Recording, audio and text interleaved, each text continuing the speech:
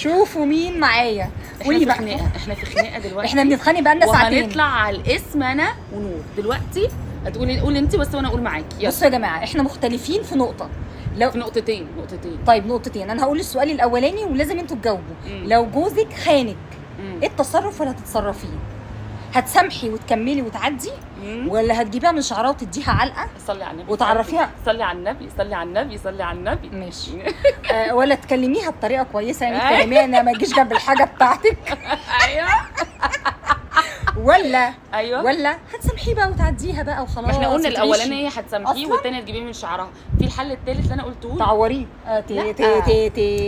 تتفرجي. أيوة. وتهدديه من تحت لتحت. لا ما تسمعوش الراي ده. تلعبيه. ده رايي انا. تلعبيه. لا العبه وسامحه حاجه تانية، او اتفرج عليه وافضل قاعده. ما احنا قلنا هو 3 اختيارات. لما تخلص صحوبيه عرفني. لا ايوه.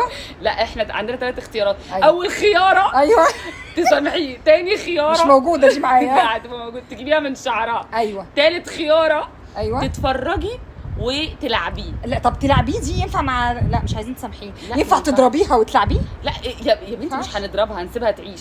لا ما بسيبهاش تعيش. لا هنسيبها. بصي خلينا نتكلم بالعقل. لو انت دلوقتي قلع ختمك ده وحطاه هنا على الترابيزه، تمام، واحده جت سرقته، هتتفرجي عليه وهي بس انا جوزي مش خاتم. جوزي مش جماد. جوزي راجل عاقل راشد. الشاشه دي وجعتني والله قوي. ايوه راجل عاقل. جوزها مش جماد. تمام. جوزها راجل راشد عاقل. عارف هو بيعمل ايه كويس قوي. فانا مش هعمله معامله الخاتم. يا خلاص.